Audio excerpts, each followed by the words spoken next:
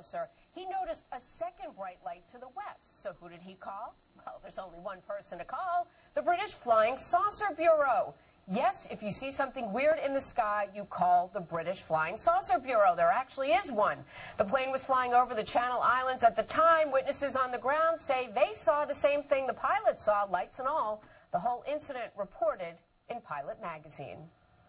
Mountain lions may be at the top. That some lights were seen in Rendlesham Forest, just outside the back gate. He informed me that whatever he seen didn't crash. He told me it landed.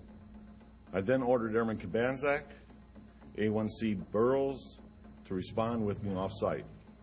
That night, we were on Security 1, which was in charge of mobile security for the Woodbridge base, and we responded to Jim Burroughs' sighting of something out on the edge of the flight line. The controller on the radio broadcast over the air that go down and check out a possible UFO.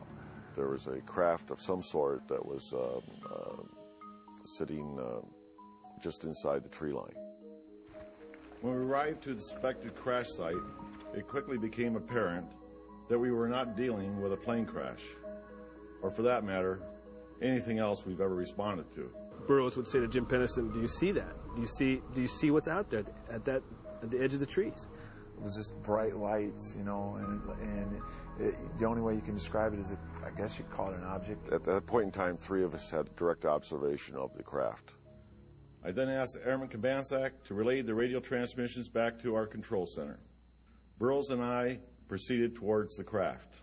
The only noise we heard out in the woods was the noise of the animals. Just as Burroughs and I entered the tree line, the shape of the craft was defined. The closer we got, the more the white light dissipated, but what appeared was a triangular craft.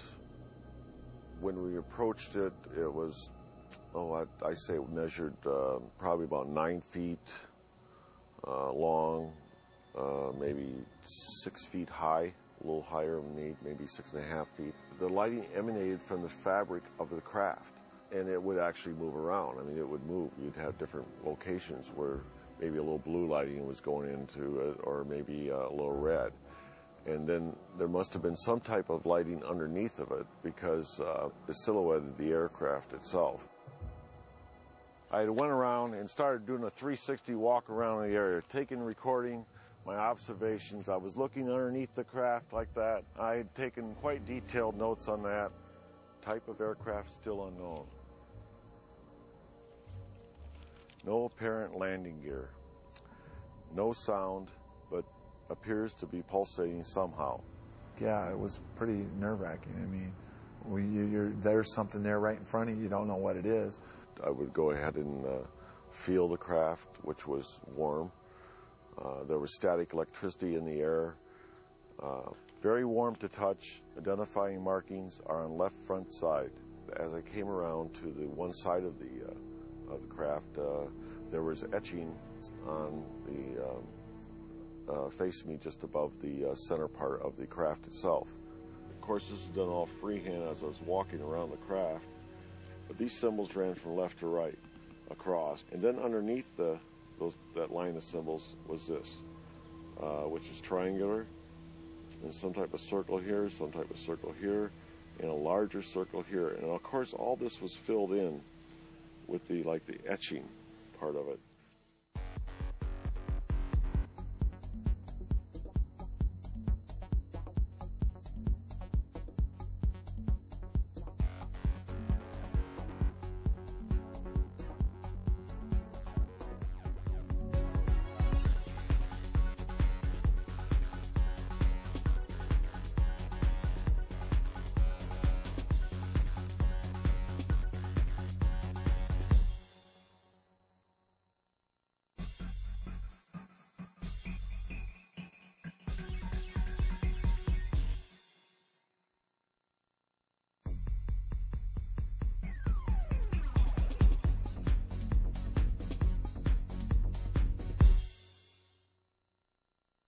Arturo es quien ha grabado más y mejores videos en todo México.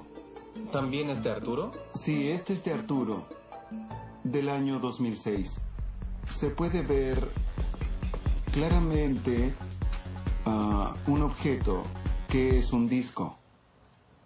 Es un video interesante por la forma y porque parece estar viajando inclinado y al mismo tiempo soportado por algún eje. Otra afirmación militar, Juan Ignacio.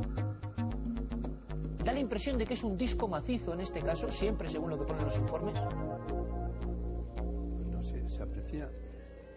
Ahora lo veremos más de cerca incluso, Juan Ignacio. Pasa muy cerca, eso sería casi rumbo de colisión. Si usted va en un vuelo y le pasa eso tan cerca... Bueno, véanlo, ahí lo tenemos. Ralentizada la imagen o fragmento a fragmento. Juan Ignacio, ahí está ese objeto. ¿Qué conclusión saca de todo esto? Esto es, digamos, la última gran noticia del tema OVNI en el mundo.